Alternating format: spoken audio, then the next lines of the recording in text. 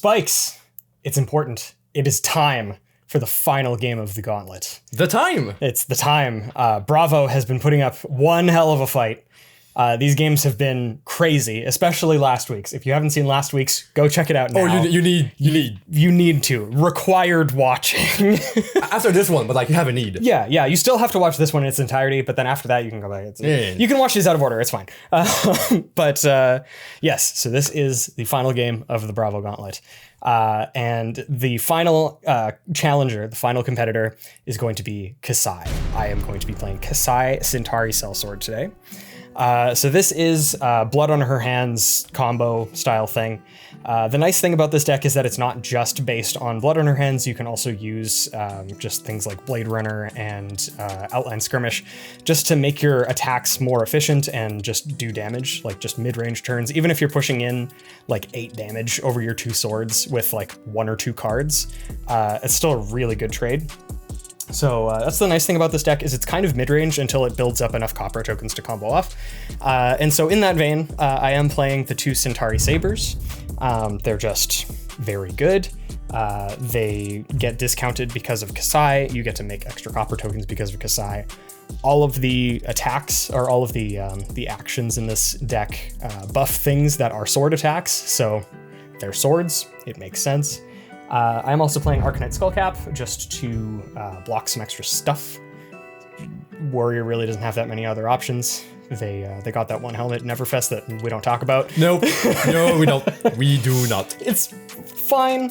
It doesn't block for 3 though. Nope.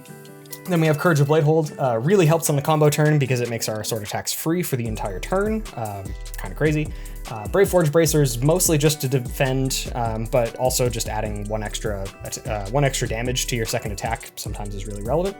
And then we have Valiant Dynamo, just to block relatively efficiently over turns, because if we're able to attack twice, then we get to basically reset it back to 1, and it just adds an extra 1 defense every turn. So it adds up to a lot. Yeah. And Boo, for the last game, please introduce your deck. Yes, hello, I'm Boo. I think we skipped that in the intro, but whatever. Yes, you're used to the very thing. Exciting. You know the Again, stuff. Watch the other videos. Oh yeah, please, we were on a high. Like this was a great day. This was a great day. It's fantastic. Great everything. Yes. And so I'm playing Bravo, still the control-ish oriented list, looking to block as much as possible and hopefully just try to bring the opponent down to their last resources and just go poof at the end. And with that in mind, I do have Anathos by my side because it just swings big. Big boy, big hammer. We'll have to see it. It does hit for 4 and then usually 6 when you pitch tag it properly, so it's just very decent and very fun to have. On my head, I do have the Helm of Ice and Speak to prepare some more turns when I'm blocking a lot and just have one last in hand. I didn't just break this and we're good to go to have one more card in the next turn. And on my chest, the Tectonic Plating, because storing resources, always good. Also helps with Anathos if I have, let's say, 2 blues and I want to pitch both to get this activation. Always fun to have. The Goliath Gauntlet, which is like the name of the thing.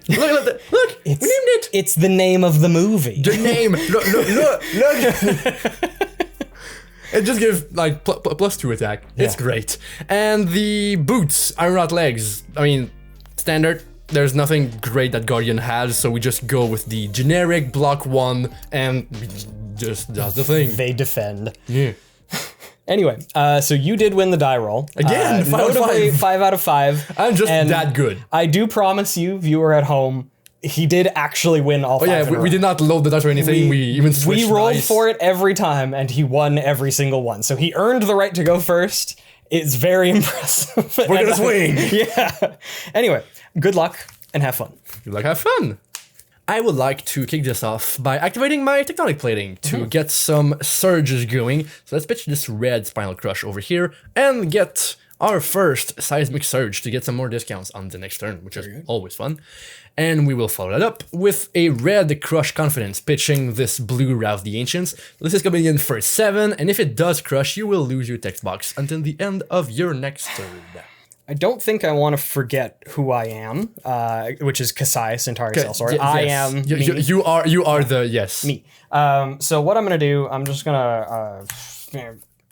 I'm going to throw a bunch of my equipment in front of it.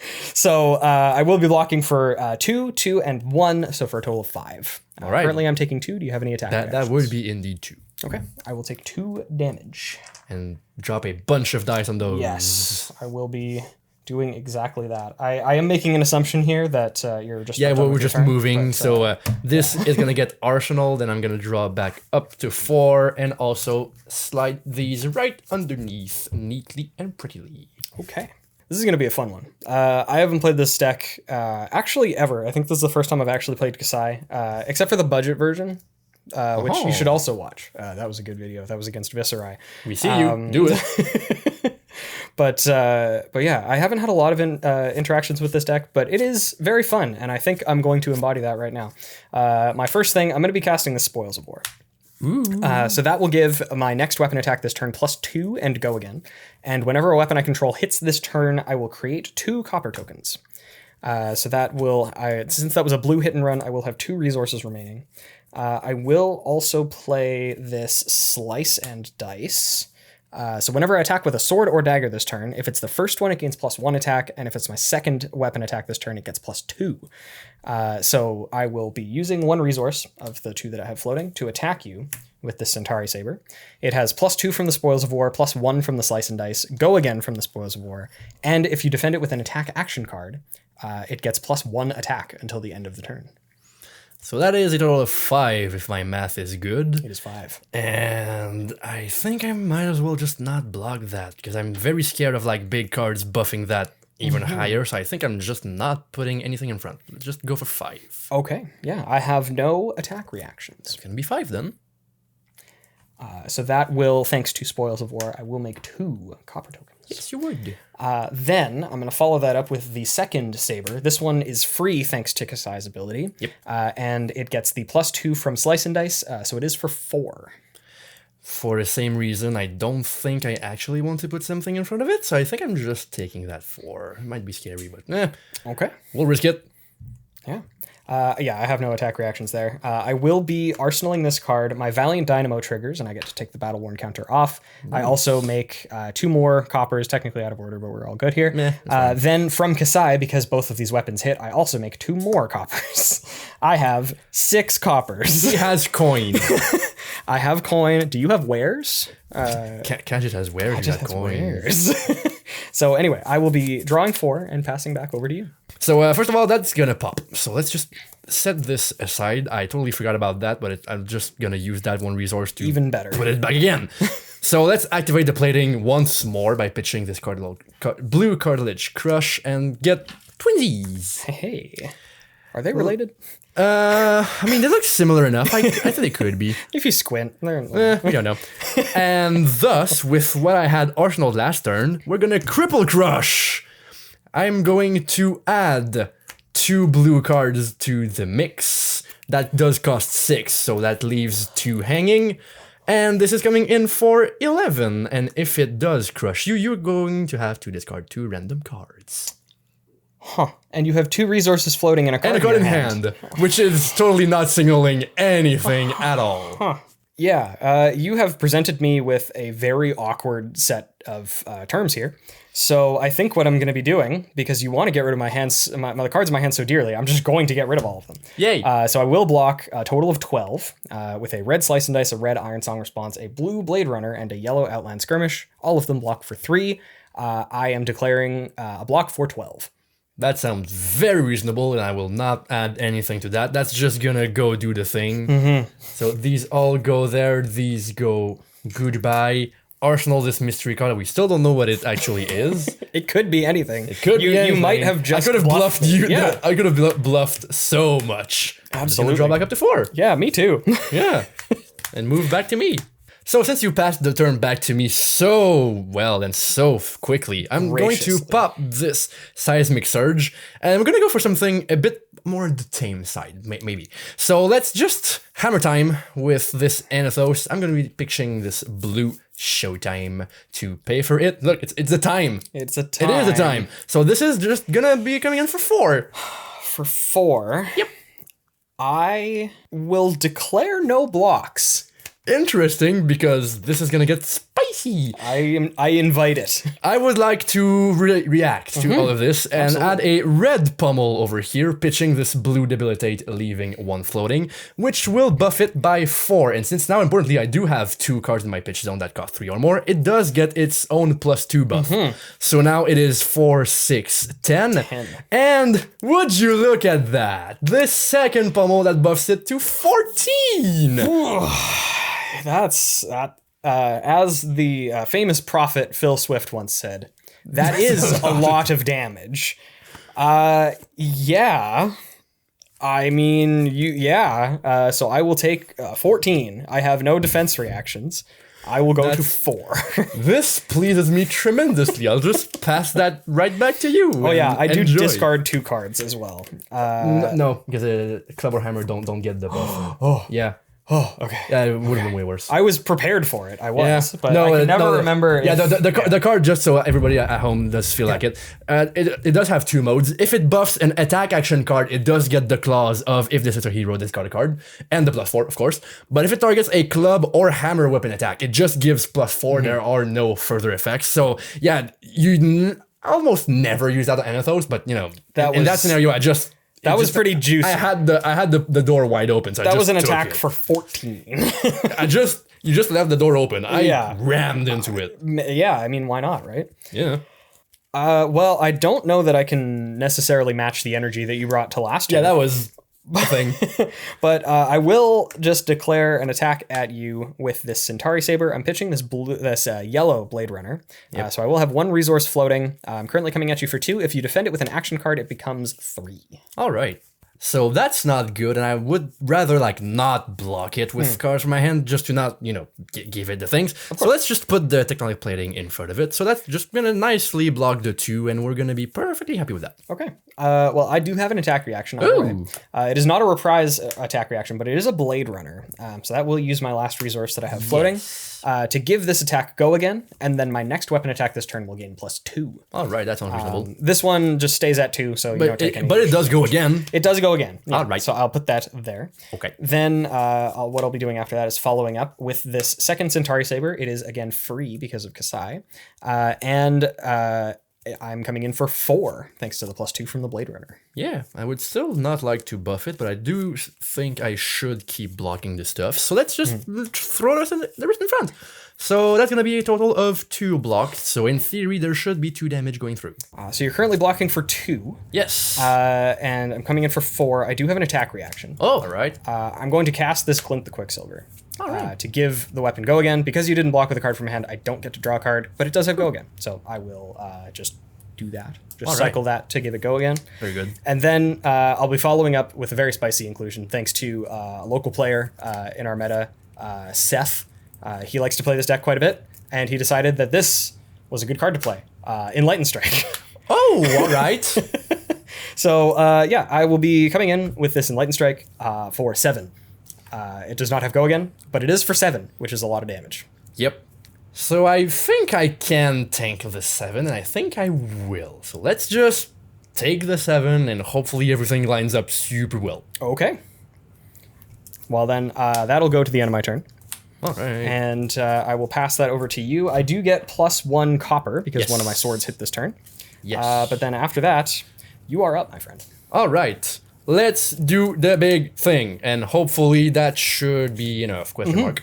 So I will begin with this Rouse the Ancient, the blue one, pitching this blue Tear Asunder. I will show you those 2 cards, this blue Thunderquake and this red Crush Confidence.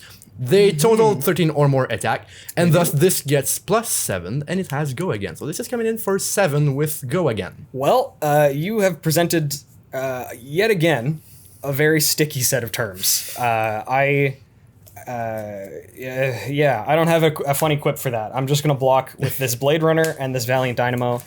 So I will specifically be blocking 4. Yes. And I am currently taking 3 damage, is the prospect. That seems very reasonable. All right. So then I will go to 1. Yes, I will pick those back up because I probably will need them. Spoiler, I will. Let's break those gauntlets just to push over more damage, hopefully, to give my next attack that costs 2 or more +2. And, I mean, you've seen it. Crush Confidence. I have, unfortunately, the red one paid for with this blue Thunderquake. So this is now a 9, and the Crush, we don't care. Because you're gonna die. So Yeah, if I take crushes, any you die. amount of damage. Yeah. So for 7, no. I will be blocking 6 here, 9. So 6, 8, 9. The whole thing has been The blocked. whole shebang. I have 1 card in hand. That's very good. All right, let's proceed to cleanup. Okay, so you have made me use every single card except for this one. Yep. I specifically did not block with this one because I would like to cast Blood on her hands. All right, we're going. I will destroy 6 of my coppers to be able to choose all 3 modes twice. So target one-handed weapon has +1 attack while attacking this turn, target weapon has go again while attacking this turn, and target weapon may attack twice this turn. So currently these are 3 attack and can attack twice. I am also going to break my Courage of Bladehold to make their attacks free for the remainder of the turn. This is my final gambit. I believe that I die if I don't get through with this. Probably. So we're just going to start things up here and start with an attack for 3 with go again. With this first Centauri Saber. If it's blocked by an attack action card, it gains +1 attack until the end of the turn. So, seeing as this is probably the last turn, let's just do the most that we can. I don't think I survived this, but we'll give it a go. So, let's block this with Pummel for 2 and add the plating for 1. So that blocks 3. So for now, that's fine. 3 total. Okay, so you've fully blocked that. Yes. I will come in with my second Saber. It is still free thanks to my Courage of Bladehold, and also from Kassai's ability, funnily enough. But it is also coming in for 3 with go again. I will not block. Would you like to have some reaction? I have no attack reactions. I got it. I will be immovable, my pitching goodness. this blue staunch response to pay for it all. So this does block 5. I could have done the other, but I think I'm still dead I think it's, anyway. Yeah, I think it's about the same. Yeah, You just have a at resource this point, floating. I still have to spend 2 cards Yeah. to block that one, so I'm... Because, I will follow up with this Saber for the second attack that it's able to do. Well, I have to put this in front, and since it's going to pump it up by 1, I still do take 1, and the damage, last one and then I get cannot. to attack the second time Yep. with the second Saber. Blip. That was an unfortunate hand for your final turn, to be fully honest. Having specifically the 2 defense reactions making And red. it a lot, and a red. Yeah. If you had like a second blue, then at least it makes it a little bit easier. You can cast both of them. Yeah, I think that whatever happened with 4 wide and 2 reactions, I don't think there was any way out of this. It was just an unfortunate confluence of everything. Yeah. But something that we will say that we actually were discussing as we were determining those blocks, the skullcap math was like horrendous. There's no possible way that you could have seen into the future and been like, okay. Bill figuring out the exact skullcap math to go below you when you were at 2 was exactly enough so that I was able to keep the blood on her hands. Like, it was just such a long... Yeah, it was a very big stretch that if I had not blocked with either of these pieces, I was down to 1. He could not I wouldn't have been able to do and I was that. fine. But like, there is not a world that you go down willingly to 1 just for the fun of it. Against a warrior. Yeah, like, that's not... It's just no. you can see, like, in my discard, I have in the swing. I think I also had I had an Iron Song response. Yeah. Like, I did have attack reactions, and I do have attack reactions in the deck. I just got Going down to 1, it was just I drew this at the exact perfect time and was able to block exactly enough to make this all work somehow, and that was it. Yeah, that was just such an unbelievably close game. The skullcap math. I don't think there was any way that you were actually reasonably against a warrior. Oh no, I'm not willingly going to 1 against a warrior just for the fun of it. It makes close. It makes every block become so much more of a worse riff for no good reason. So like, I should not do that, but then it came down to finding the right line. It was just such a confluence of things all at the same time. Yeah. I mean, it was a really well played game, I think, on both sides. There was a lot to overcome on both sides, and I just barely squeaked it out with that. Like, if I didn't have this many copper tokens, I could have only attacked maybe 3 times, and then you were still alive at 1. And then we're going. It was just a crazy game. Once again, thank you very, very much for coming on the show. And playing this gauntlet with me.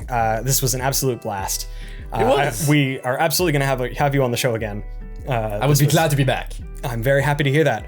But until then, that was the last episode of the Bravo Gauntlet. I really hope that you all enjoyed watching it as much as we enjoyed playing it. Be sure to like, comment, and slice and dice that subscribe button. Or else I'll have a staunch response. Yeah, in the comment section. He I will. Oh, you know I will. comments, and it's very nice, and we appreciate it. But anyway, thank you all for watching. Thank you for playing Boo. My pleasure. Stay safe, stay well, and have a good one. We will see you in the next video. Bye. Hey, thanks for checking out the Spike Feeders on YouTube. Before you close the window, make sure you click subscribe for more great Flesh and Blood content.